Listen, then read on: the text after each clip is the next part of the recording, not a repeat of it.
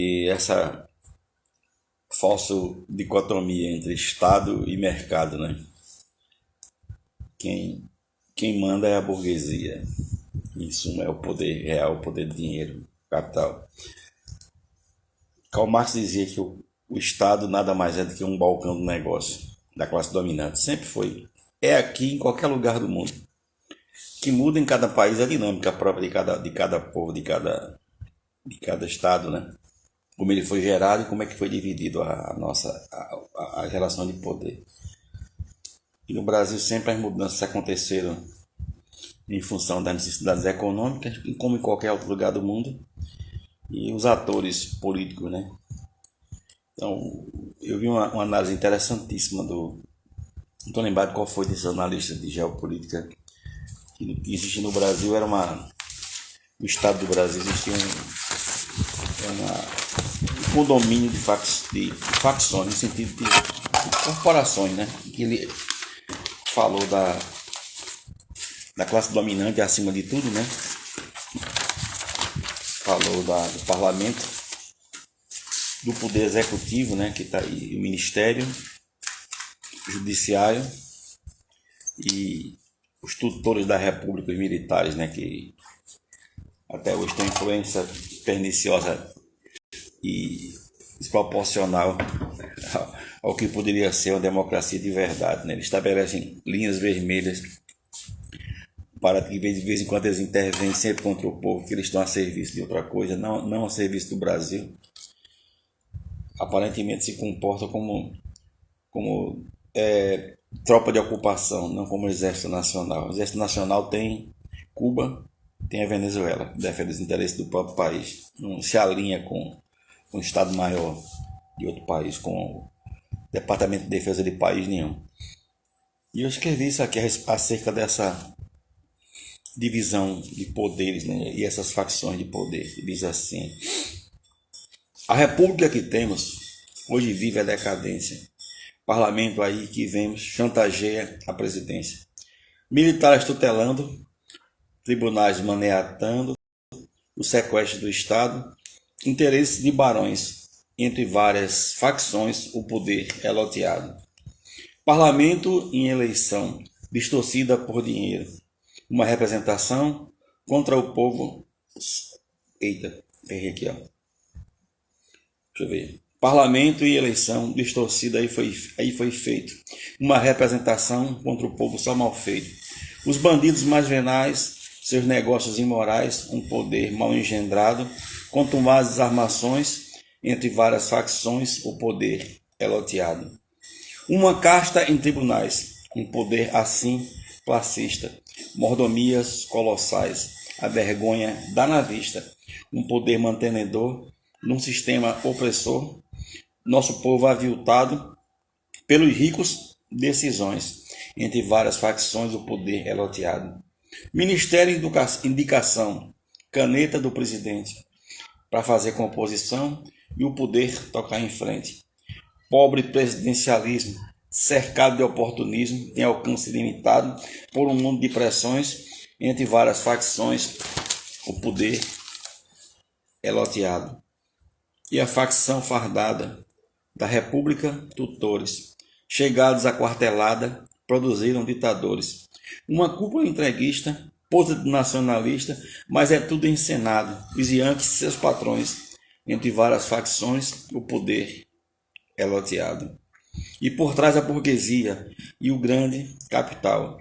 Causa de toda a agonia da tragédia nacional, a manter a dependência, toda a subserviência. O país é humilhado, tenebrosas transações.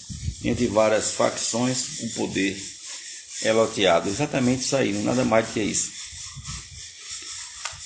Darcy Ribeiro, falando do desenvolvimentismo, ele disse assim: não havia nenhuma diferença, segundo ele, entre uma república de bananas e uma república Volkswagen. A relação é a mesma, dependência de exportação de capitais, superexploração da mão de obra. Pois é, pra vocês terem uma ideia, uma coisa tão pesada que uma das diretrizes do Departamento de Estado americano é jamais permitir que em qualquer país abaixo do México para baixo, o governo promova o desenvolvimento do seu país e do seu povo. Manter o país como o Fernando Henrique Cardoso, que admite que nós não temos como enfrentar o império, temos que nos contentar em ser um país em que apenas 20% do país tem as coisas e o resto se vira. É o país 80, 20. 80 somos nós. Eu não acho que é 80, hoje deve estar mais de 80, deve estar mais 90 no limbo e o resto aí se virando, né?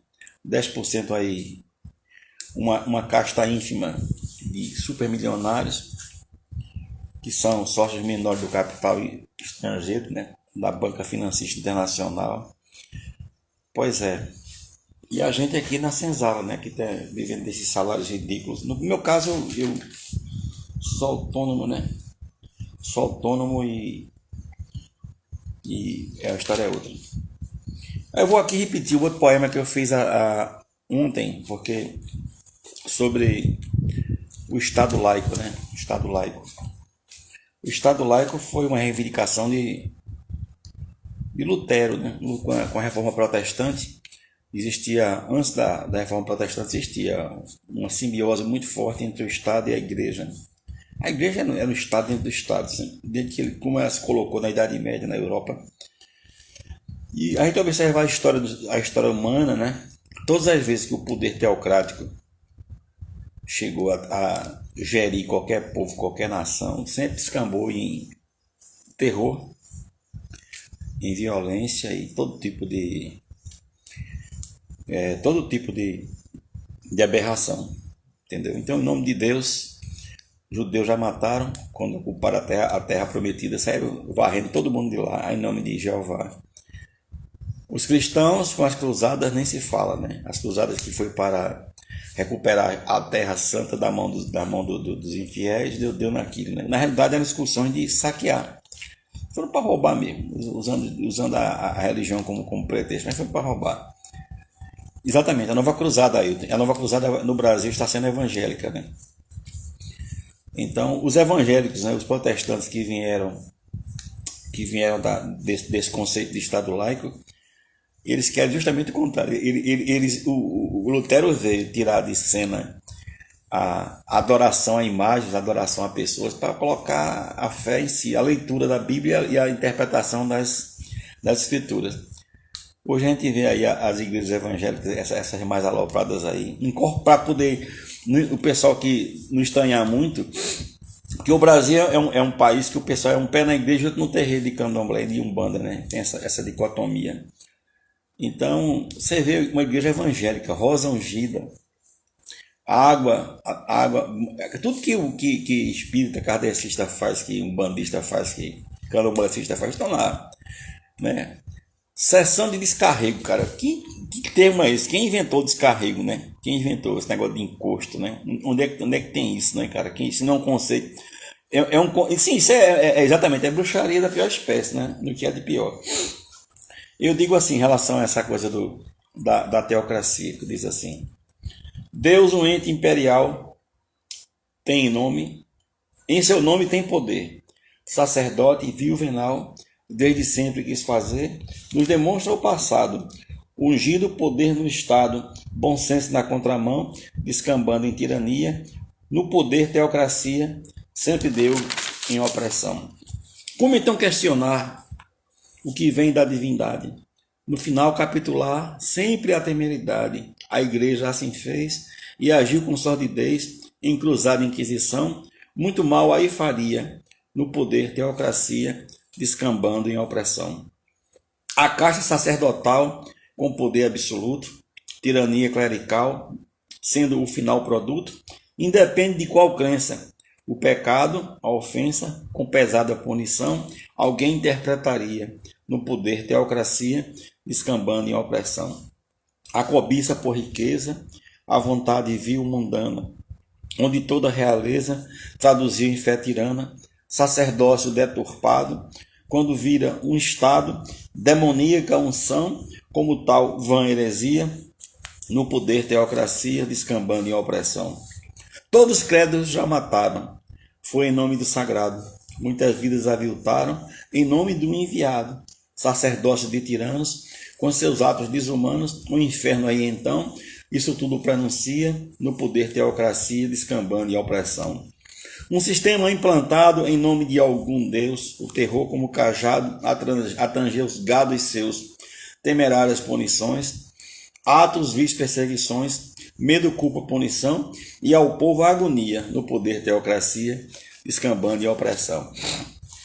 E um fenômeno que nós temos muito aqui no Brasil, né, que são os pregadores de composição de metrô e os pregadores de ônibus. Rapaz, uma vez eu vinha cansadíssimo de um evento no Mercado da Madalena, aí subiu um cara no ônibus. Meus irmãos, Deus criou o homem à sua imagem e semelhança, porque Deus criou o macaco, mas o macaco não tem inteligência. Aí isso aí junto de mim, um bafo daquela boca de chuveiro.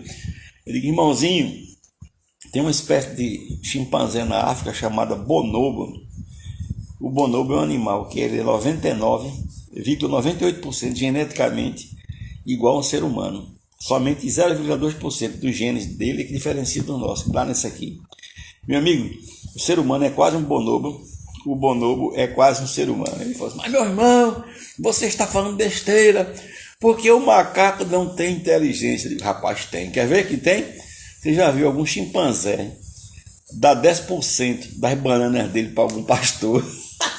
O cara deu uma greia do cacete dentro do ônibus, e o cara ficou puto, saiu, chamou de herege, saiu esculhambando, e realmente não pode. E em relação a essa esquizofrenia da gente, né? Da gente não, de quem tem crença, que eu não tenho crença nenhuma, que é o Brasil, que é um país católico, né? Em termos de formalmente, mas todo final de ano o povo bota uma roupinha branquinha, tira o sapato, o chinelo, a bota e vai pra beira da praia, pular 7 ondas e jogar cravo pra quem? Pé manjar, né? Aí eu escrevi isso aqui. Muita gente que tem hipocrisia, escondendo não deixa de fazer. Um vizinho fofoca vai dizer, faz intriga regada de ironia. Cada qual tem a sua fantasia, escondida no fundo de um roupeiro, e no fim se revela por inteiro. E pra que esconder religião no Brasil tão católico cristão? Muita gente tem fé em macumbeiro. O sujeito na igreja vai rezar e depois consultar um pai de santo. O pastor muito irado causa espanto, mas Exu ele tem me expulsar. Nessa igreja o Exu irá baixar pra encher sacolinha de obreiro, pois o Deus deste culto é o dinheiro, pois é sócio de Deus também do cão. No Brasil tão católico cristão, muita gente tem fé em macumbeiro. Tem também uma sessão de descarrego, é igreja ou terreiro de umbanda, pois Exu baixa sempre nessa banda, e o pastor no seu bolso sem sossego. 10% aleluia no seu rego, o pastor mais parece um feiticeiro. Na igreja abre louco seu berreiro, pra Macedo ganhar mais de 1 milhão. No Brasil tão católico cristão, muita gente tem fé em macumbeiro. Reparei Ançã, minha rainha, Caô, cabeça e lê, meu pai Xangô, salve todos os terreiros de Nagô, Pai Ogum me protege nesta linha. Pra Oxóssi benzer a guia minha, Mãe Oxum com seu rosto tão faceiro, Iemanjá me socorre tão ligeiro, Toquilu pra fazer a louvação. No Brasil tão católico cristão, tem fé em macumbeiro. Salve todos os caboclos da Jurema, meus irmãos de terreiro saravá, Preta véia que é mãe vem me escutar, Zé Pilintra entra agora no poema. Eu despacho meu verso nesse tema, meu peji com a ruda põe o cheiro, tomo um passo e me sinto mais maneiro, Pai Ogum dá-me a tua proteção. No Brasil tão católico cristão, muita gente tem fé em macumbeiro. Beleza, hein, companheiro? Essa divisão, né?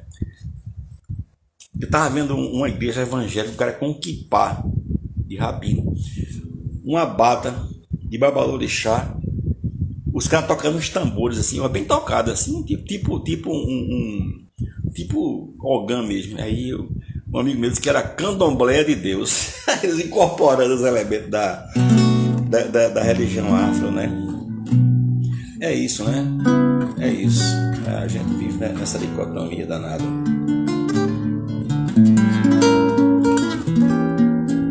É isso.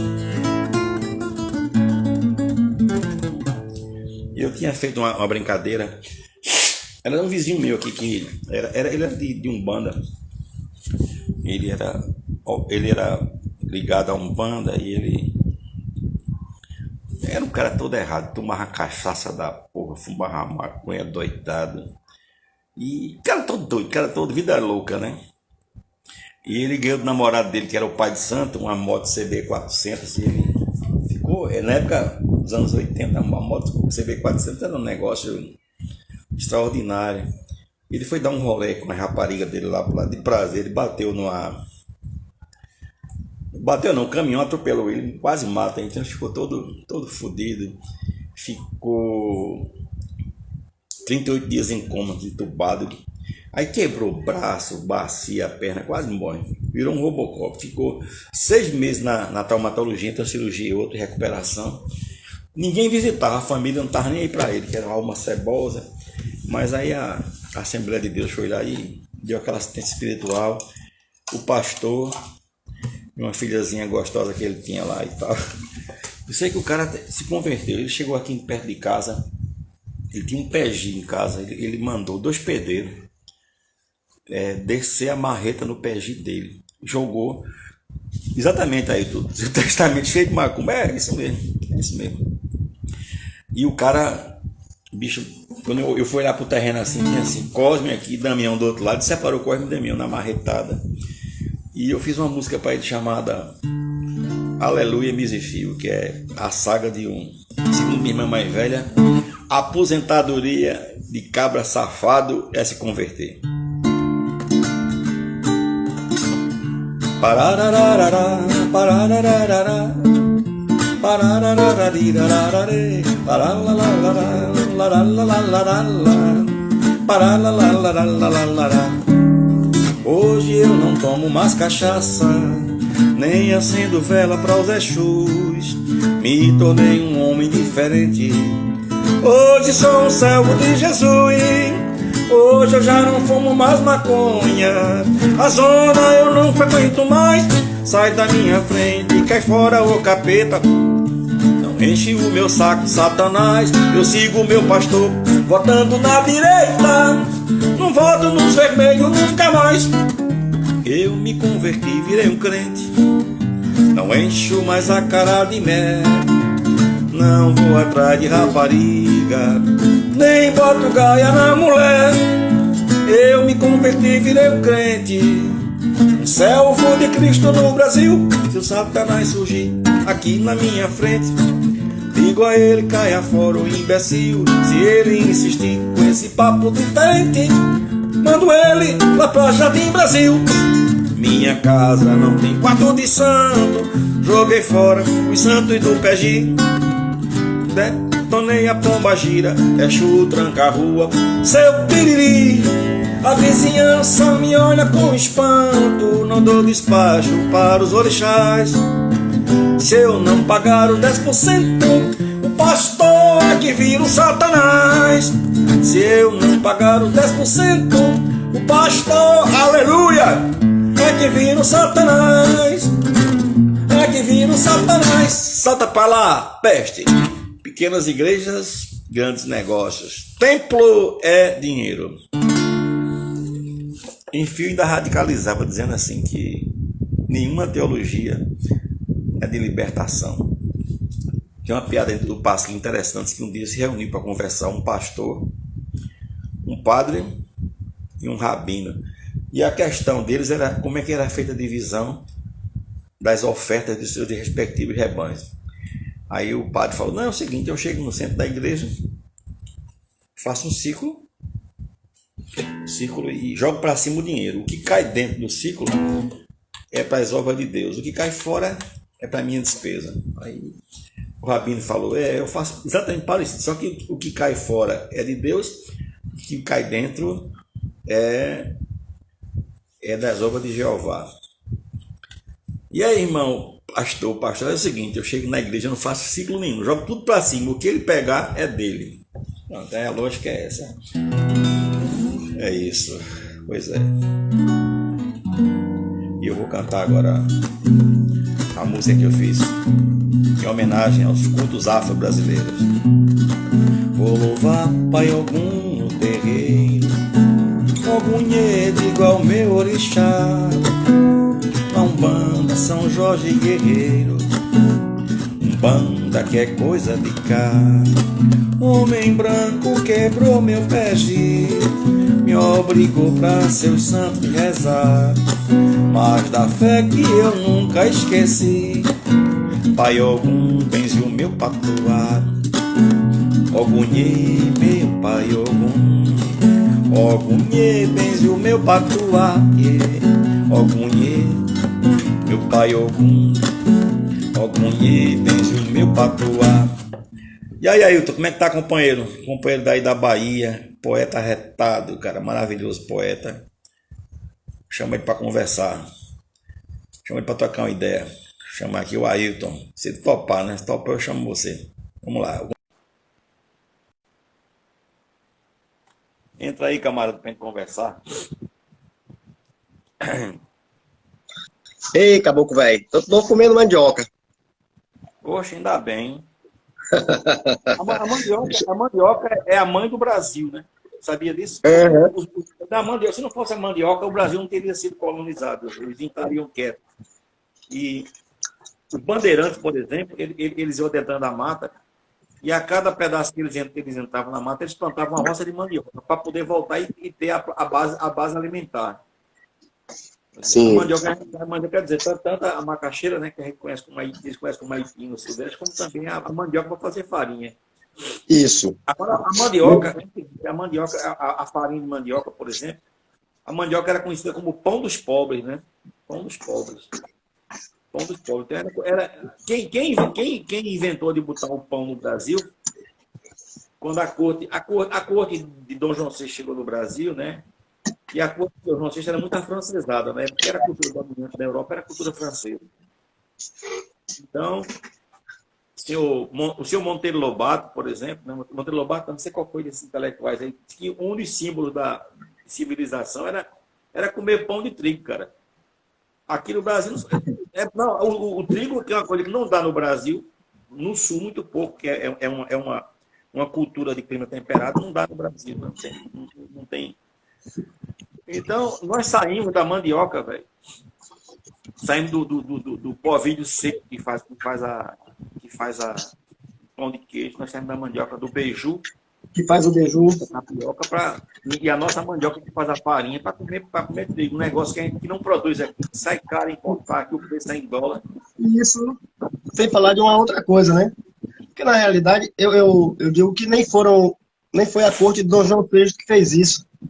Quem fez isso foi outra galera que veio depois, que vieram antes, mas que logo depois... Dom João VI trouxe, porque Dom João VI foi quem referendou, foi quem é a França, quem colocou essa subserviência, porque, veja assim, de qualquer maneira, ele veio corrido da Europa, ele trouxe 30 mil parasitas para cá, sabe? Junto com ele, a corte todinha. E teve que arrumar mudou e muda a capital daqui da Bahia para o Rio de Janeiro. Imagina você pegar... Foi um outro estoque que aconteceu fora de época aqui no Brasil, né? Imagina você pegar uma cidade que de 3 mil habitantes, 4 mil habitantes, dentro da área chamada urbana, e você botar 10, 15 mil pessoas de uma noite para um dia. Aqui aconteceu... Banheiro... O Rio era o Rio, tanto que depois você vê das primeiras obras da República foi tentar fazer do Rio de Janeiro a Paris dos Trópicos. Então, aquela parte do centro do Rio, a Avenida Brasil, ali era toda área de cortiço. Os trabalhadores que moravam ali pertinho, não trabalham nas casas do Rio. Tiraram os caras tudinho ali. Chegaram a derrubar um morro inteirinho para poder construir a Avenida Brasil, aquela coisa toda. Então, quando o Brasil negou as suas raízes, ele vive nessa loucura. O Brasil profundo, do qual você faz parte, eu faço parte, que é um Brasil com essa, a gente resiste culturalmente, a gente preserva, aí você comendo aí a sua mandioca com seu cafezinho, né? Cafezinho que é. Isso aí. Café que veio da Etiópia, né, cara? Café veio da Etiópia, né? Interessante, né? Isso. Como a África sempre dando essas contribuições. Então, bicho, então nós trocou a matriz da mandioca, que era o mesmo carboidrato, por trigo, né? Porque era chique. Então, comer pão era uma coisa de gente civilizada. Né? Comer pão é coisa de gente civilizada. E comer trigo não. Aliás, comer mandioca é coisa de pobre. Então é isso, né? E resolve, né? Resolve. Aí solta um poema para nós aí, um poema dos teus, eu já falo. Sim, vai falar um pouquinho disso aí. Vai falar um pouquinho disso aí. Vê se eu consigo aqui. Consegue. Todo mundo está falando, eu também quero falar. Estou cansado de escutar sobre essa tal de evolução. Computador e celular, aparelho de som e televisão. Isso só nos traz miséria. Lembro como a gente era lá nos tempos de vovó. Dona Joana e Desidera, que viveram em primavera no sertão de Escafundó. Instrumento de trabalho era um nada, uma pá, uma enxada, um machado, um bom facão, uma peneira bem trançada, uma foice amolada e um pilão com sua mão. Tinha outros troços sem fim, pau de pendurar toicinho, utensílios lá de casa, mesa de perna enfincada, um grande banco de furquia, tarimba era a cama da gente, um pote pendurado a trempe e fogão de lenha na cozinha. Tinha outros troços sem fim, pau de pendurar toicinho, uma cabaça, um giral, mala de couro, guarda-roupa, um oratório, guarda-louça e a grande roça no quintal. Nesse tempo era outra história, não vivia em paranoia de se ter que pernoitar, sem trabalho de escritório, o emprego era um digitório que sempre tinha por lá. Nunca precisava muito, todos trabalhavam juntos, conseguiam se ajudar. Era outra coisa, na verdade, ninguém tinha vaidade, nem consumo para inventar. Nem riqueza, nem pobreza, nesse tempo não existia, o povo só produzia para o seu próprio consumo, e vício era, com certeza, só a cachaça e o fumo. Alimento sem besteira, cuscuz de milho, macaxeira, feijão feito com mistura, farinha com rapadura, comia a família inteira, tudo isso com fartura. 2 roupas para um ano, rasgou-se, cozia o pano, sandália de couro cru, capanga de mantimento, o transporte era um bom jumento e o médico era um bidu. A parteira e rezadeira ainda era enfermeira, e remédio é coisa do mato. Folha, raiz e semente, qualquer coisa de doente lá se tinha um aparato. Não se falava em fome, em homem assalta homem, nem falava em estrangeiro. Só se tinha essa notícia por padre, que reza a missa, percorrendo o mundo inteiro. Povo que sabe de coisa, trouxeram a revolução. Primeiro trouxeram a missa, depois a educação, daí trouxeram a cobiça, e com ela, a escravidão. Vovó me dizia sempre, ô povo endiabrado, vive falando de Deus para gabelar os coitados. Tem eles tanta riqueza que deixa o povo invejado.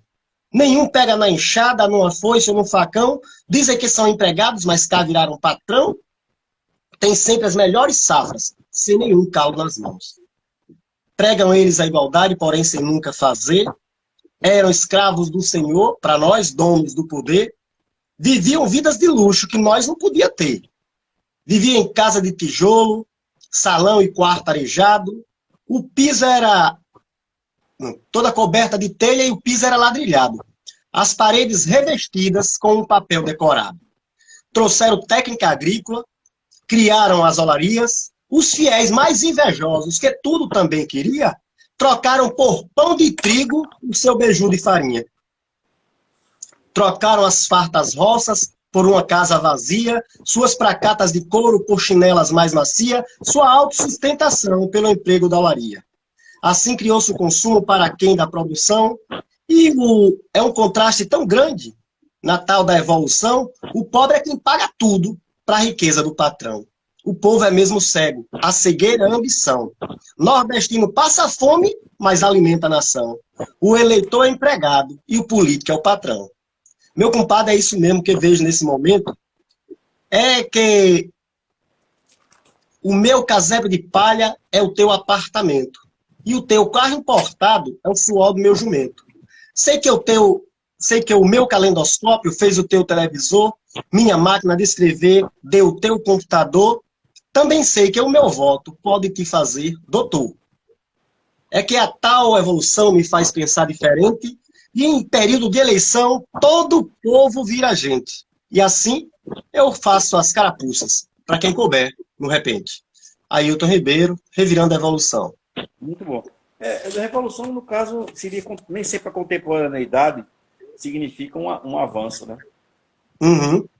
Nem sempre. A contemporaneidade, até 1500, isso aqui era um conglomerado de tribos, né? E quando chegou os portugueses, não foi, para os índios não foi um grande negócio, né? Você falou, Uhum. e tem um poeta aqui em Pernambuco chamado Ascenso Ferreira, e tem um texto dele chamado História Pátria. Pra você ter ideia, Ascenso foi daquela época em que chique era falar francês e copiar os costumes franceses. E depois vieram os costumes americanos, depois da Segunda Guerra Mundial, a televisão, o cinema, aquela coisa toda.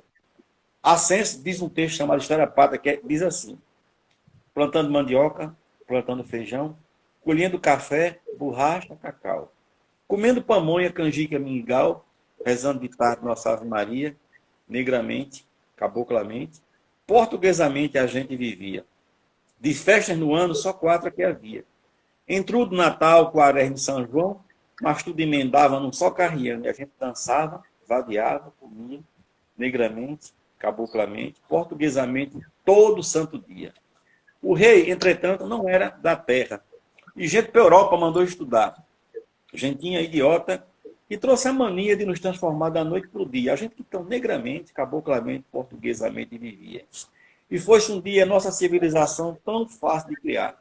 Passou-se a pensar, passou-se a cantar, passou-se a dançar, passou-se a comer, passou-se a vestir, passou-se a viver, passou-se a sentir, tal como Paris cantava, comia e sentia, a gente que tão negramente, caboclamente, portuguesamente vivia. Massa, muito bom. É isso que você falou, a gente sai da raiz da gente, né? A gente sai da raiz da gente e quando... Aí você falou uma coisa interessante, que o povo passa fome, mas o nordestino passa fome, mas alimenta a nação, mas o pessoal do norte também, sabe? Eu acho que a classe trabalhadora... Eu achei legal esse mundo. Quando eu digo Nordeste, quando eu digo Nordeste, eu não quero fazer esse recorte apenas daqui, não. É porque lá nós somos chamados de nortista, de nordestino, né? Mas eu digo de Salvador para cima. Não, de Salvador para cima é o Brasil, né, cara? Eu vim aqui, eu tive uma experiência amarga no Paraná, que eu fui participar do Festival de Teatro, e uma mocinha lá falou, não, porque nós europeus. E que maravilha, galega, você é cidadão de qual país da Europa? Não, você tem passaporte? Não, eu sou brasileiro. Você nasceu? Eu nasci no Brasil. Mas meu bisavô era alemão. Você sabe em que condições os alemães vieram para cá? Quando expliquei para ela que queria embranquecer o Brasil, pegaram os negros, libertaram 1,5 milhão de escravos e não deram terra, não deram alfabetização, e os caras viraram favelado, que está aí até hoje. E trouxeram os brancos. Deixaram as contas das crianças de 5 anos. Eu faço sempre uma referência assim. A libertação dos escravos foi assim. Pegaram todas as crianças de 5 anos de idade, botaram para sair de casa. Fiquei na porta. Trancaram a porta e disse, se vira. De hoje por diante você vai comer sozinho, produzir seu próprio consumo, buscar sua roupa e achar como é que você vai sobreviver. Se proteja. E mandou embora. Foi mais ou menos isso. Eu fiz até um maracatu faz. Sem casa de farinha, fui largado no mundo, meu abismo profundo foi a libertação, pelos guetos, favelas e a beira de mangue, a parte que me coube nessa grande nação. Vejam jogar bola, depois se rebola, neguinho faz nego pra branco agradar. As negras crianças fora da escola vão cheirando cola pra fome enganar. Joaquim Nabuco, que previu essa história, que um povo escória, que o tempo criou, pois nossa liberdade foi só pela metade, pois mudou de fachada, mas negro não integrou. Joaquim Nabuco previu essa história e a trajetória esse mundo tomou, pois nossa liberdade foi só pela metade, pois mudou de fachada, mas negro não integrou. Casa grande e senzala, moço branco que fala, a história resvala numa contradição. Esse branco fogoso misturou para seu gozo o seu sangue de Cristo com o meu sangue pagão. Viver com malícia, correr da polícia, pois negro que corre e despega ladrão. E as negras crianças de fora da escola vão cheirando cola. Brasil na contramão, sem casar de farinha, fui largado no mundo.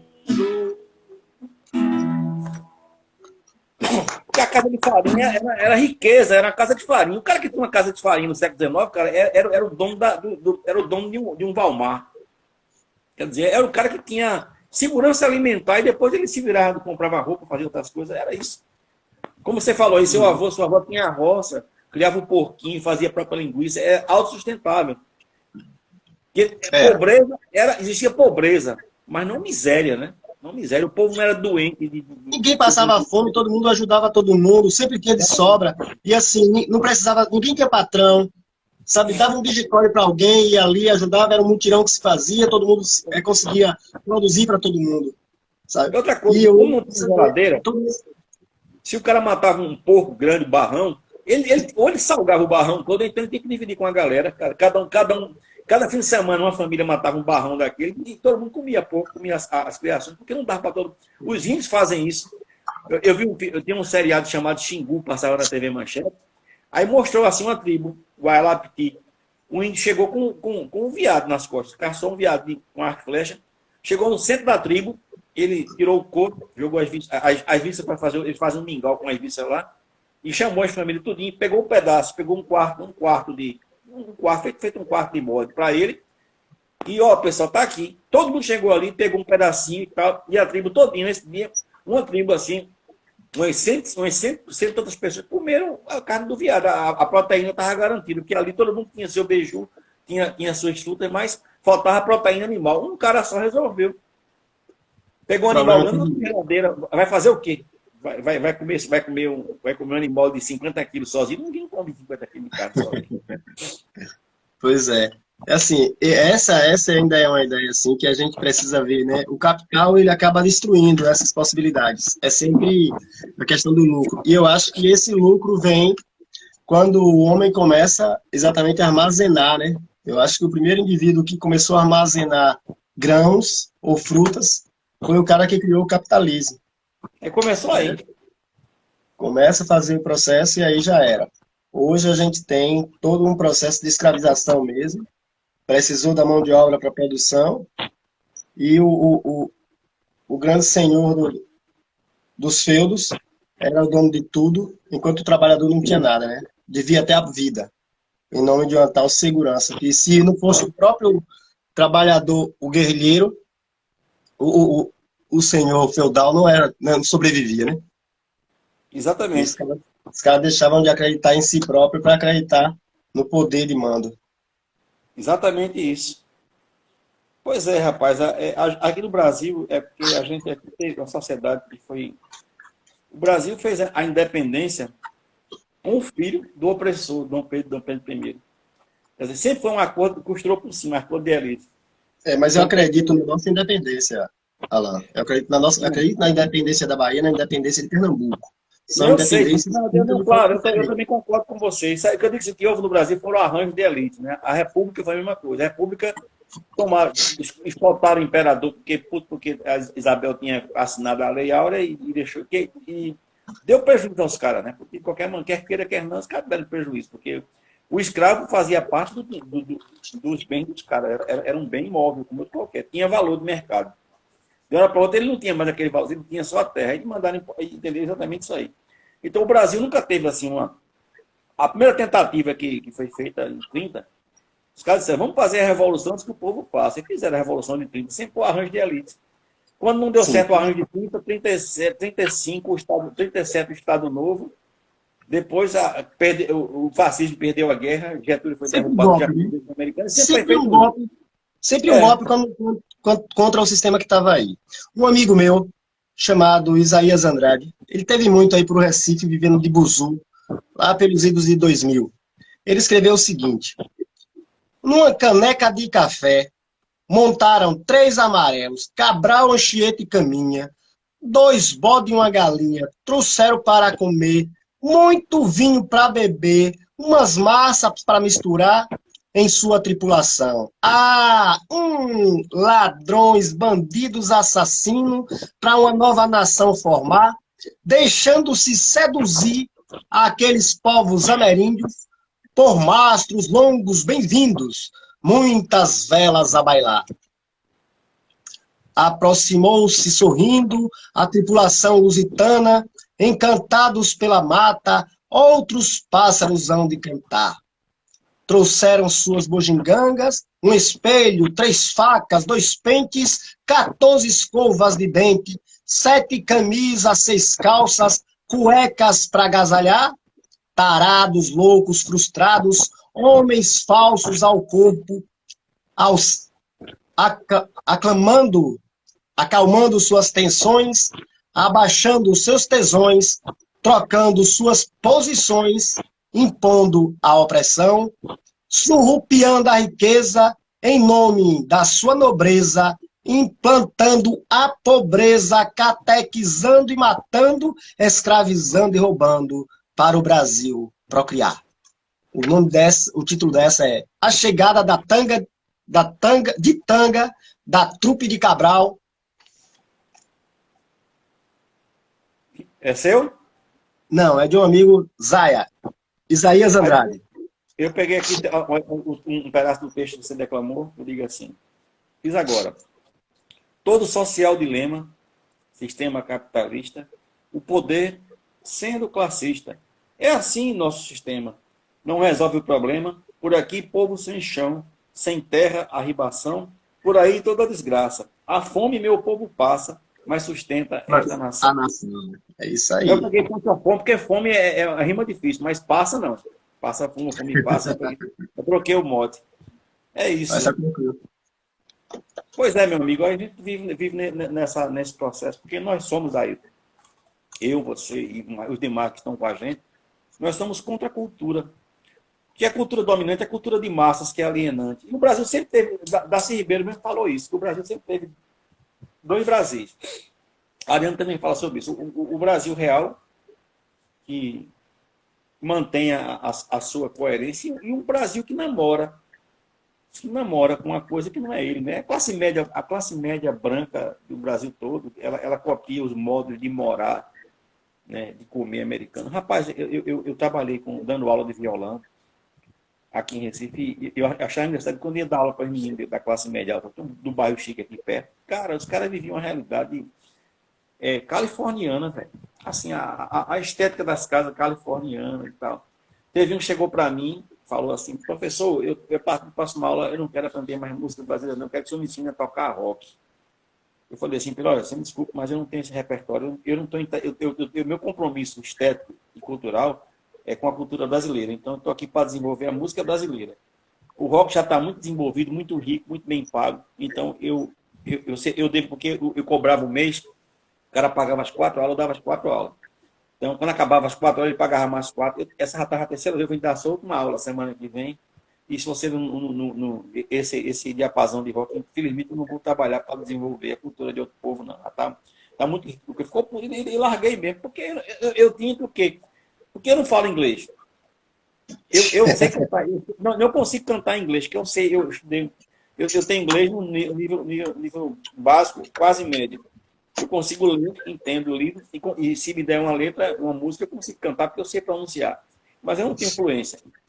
E eu não, quer dizer, eu não tenho xenofobia, assim, ódio à cultura nenhuma. Eu tenho ódio ao imperialismo, à dominação cultural. A língua inglesa ela é a língua mais falada do mundo, onde tem mais livros escritos no mundo, a gente não pode ignorá-la.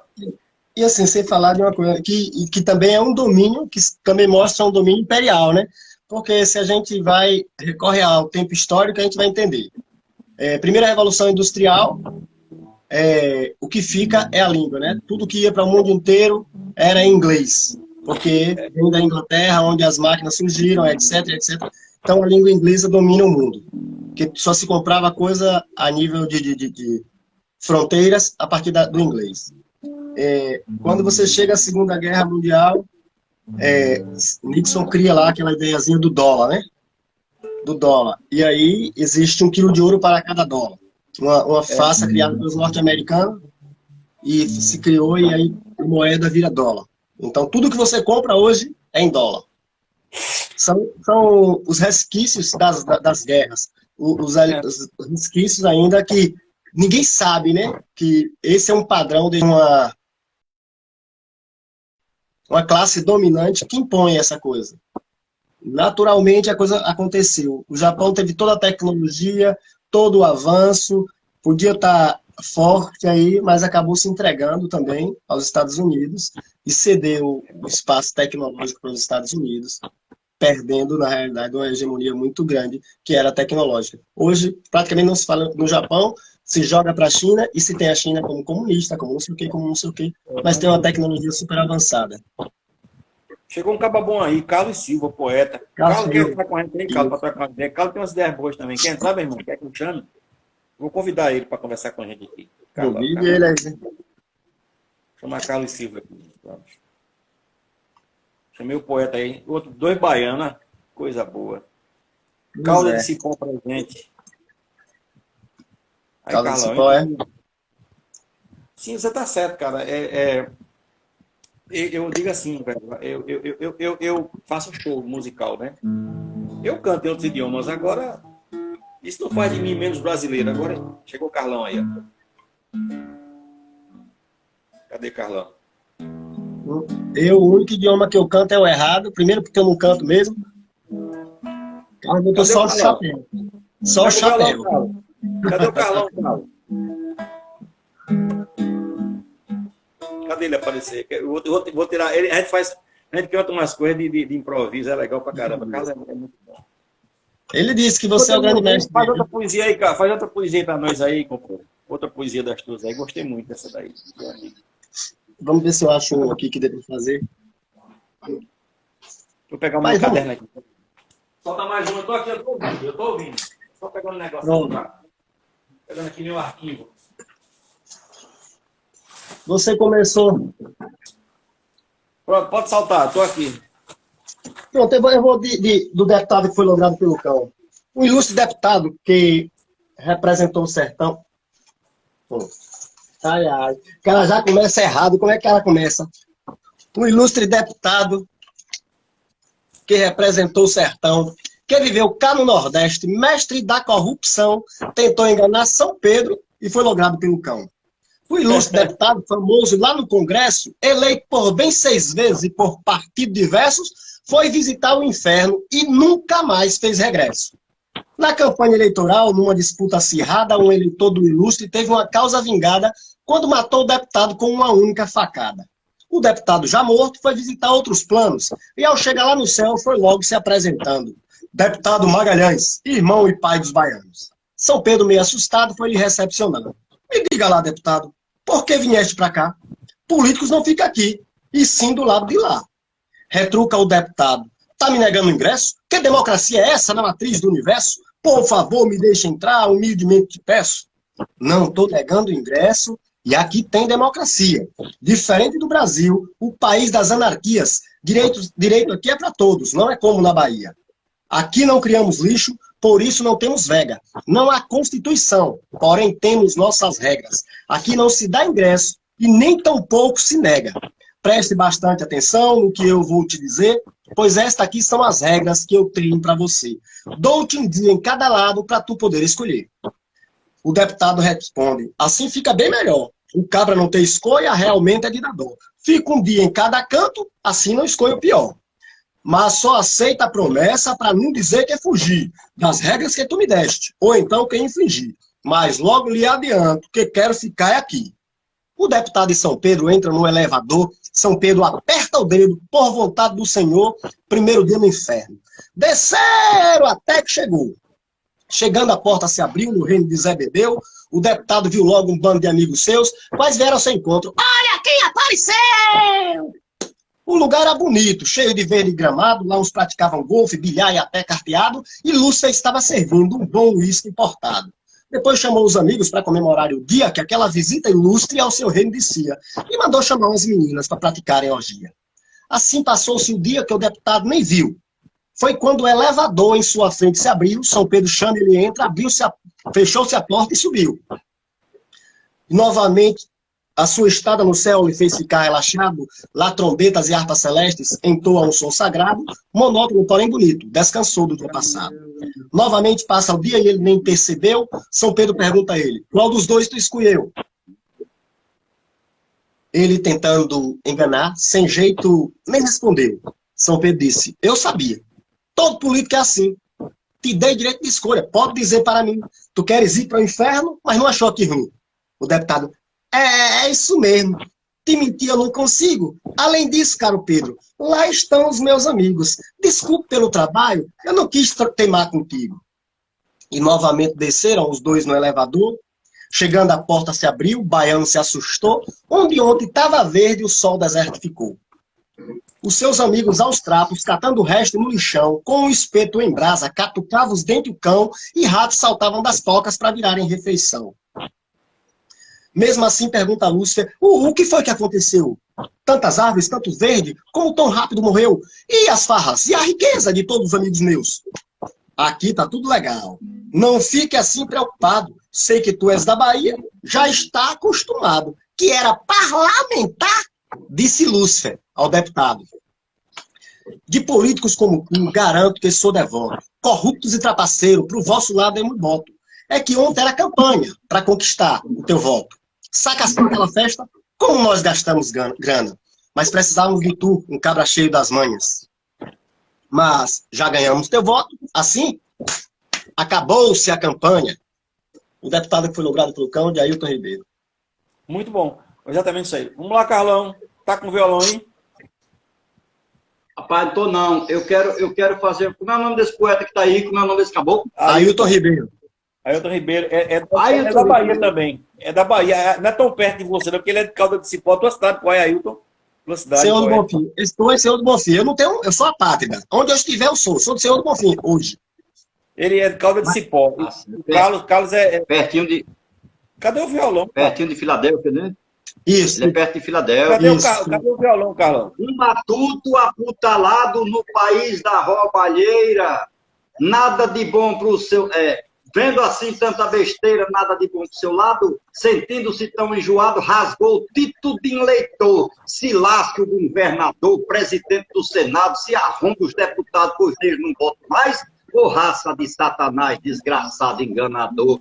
Prefeito, vereador, uma coja de mardito. Neles eu não mais acredito, são do povo enrolador. Não respeita professor, nem trabalhador braçal. Uns montes de animal roubando minha cidade. A ninguém faz caridade essa cambada de ladrão. A mim não engana não, com gestos de falsidade. As mulheres desses marditos são quenga bem disfarçada, trambiqueira mazelada que tentam levar no grito. Lamento do povo aflito, que pode até ajudar os prantos. É festa para todo canto, interior e capital. Festança para se danar, gastando a crença do povo, que vive a dançar de novo nas terras do meu lugar. Das vezes que eu já votei, não tive bom resultado. Eu criei num cabra safado, com ele me enganei. Nada com este ganhei, a não ser decepção. Comprou até o meu chão, pagando uma mixaria, pois eu até estava nas agonias, os trocados precisando. Ele foi logo pagando menos do que merecia. Montou farmácia, mercado, ao genro deu de presente. A filha era gerente de um comércio encostado, encheu fazenda de gado. O povo quieto olhando, ninguém estava investigando a roubalheira tramada. Sua família montada na grana que escorria, quem fiscalizava não via, fingia não era nada. Os conchavos e propinas no meio da madrugada, as malas tão recheadas para dar ao seu subina, coja de imundo, suínas, rapador de coisa alheia, a coisa estava tão feia, acho que não consertou. Essa quadrilha desviou nossa cidade, ficando o progresso atrasando, pagou caro em quem votou. Fazendas e mais fazendas no estado da Bahia, era o que mais se via, ninguém fazia contendas, parecia até parlendas e o povo nem se mexia, amargava a agonia de ver ladrão se armando e a todos ali comandando por muito tempo passado, mas o troco será dado, estamos nos preparando. Toma, vida presta. Ô Carlão, meu amigo,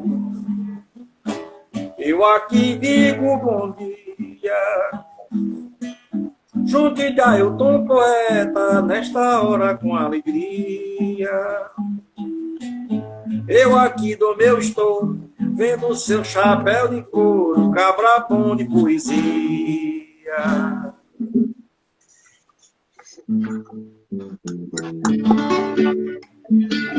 Meu compadre Alan Salles, não me deixe assim eunuco.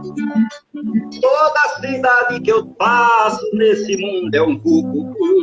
Lembrando cá com saudade, sem guardar nenhuma maldade do estado do Pernambuco. Você está numa festa transportando de alegria.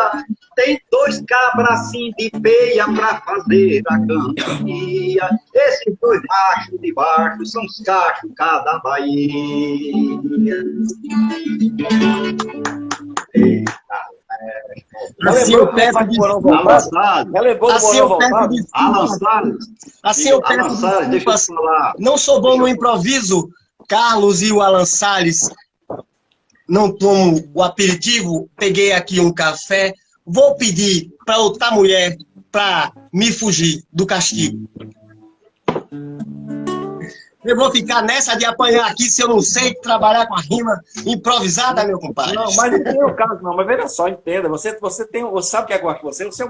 Você é um pensador acima de tudo. Você é um cara que tem o dom da palavra no sentido amplo da prosa e da poesia. Então, o improviso é só um dado da história, né? Porque eu e Carlão, a gente vem da música popular, tanto eu como o Carlos. E a gente aqui em Pernambuco, a gente fez isso no metrô, cara. No metrô daqui, a gente fez isso um dia na estação do metrô. E a gente fez um estilo chamado Mourão Voltado. Lembra do Mourão Voltado, cara? Tu não consegue fazer. Tu esqueceu da última vez, como faz. É uma décima, cara. Eu acho que uma linha. Esqueceu? Eu acho que eu esqueci, Alan. Não, constrói uma décima, né? Constrói uma décima. Cada um faz uma linha. É aquela história. Isso é que é Mourão Voltado. Isso é que é Mourão. Vou saltar Ailton Ribeiro. Com a paz e com a alegria. Cabra macho da Bahia. Pinheiro. Que encanta o mundo inteiro. Ailton, meu companheiro. Em amo agora. Preste muita atenção. Vou tocar meu violão. Alinhado. Pra você faça um versado. Isso é que é Mourão voltado. Isso é que é voltar Mourão. Isso é que é Mourão voltado. Isso é que é voltar Mourão. Agora é você. Eu estou muito contente. Eu fazendo a cantoria. Sendo noite até de dia. Na toada do repente. Doente. Nós até parece gente. Da Bahia és meu irmão. Aceite de coração. Esse belo lereado. Isso é que é Mourão voltar. Isso é que é Mourão voltar. Isso é que é voltar, Mourão. Isso é que é Mourão voltado. Isso é que é voltar, Mourão. Teu chapéu de cangaceiro. Lembra o povo nordestino. O teu verso é muito fino. Cantei no Brasil inteiro. Zé Ramalho é violeiro. Não. Que engrandece o meu torrão. Tu aí do teu sertão. Fecha. Eu faço um verso dobrado. Isso é que é Mourão voltado. Isso é que é voltar Mourão. Isso é que é Mourão voltado. Isso é que é voltar Mourão. Vou fazer mais um para eu cantar com poesia. Eita, tá acabando. Tá acabando. 25, vai acabar a live. Eu vou fechar e começar outra. Essa tem 20 segundos restantes, certo? Eu vou fechar e vou abrir outra. Tá, eu vou fechar aqui. Fechar, então, vai e abrir outra. Peraí, viu? Fica aí, não sai daí não.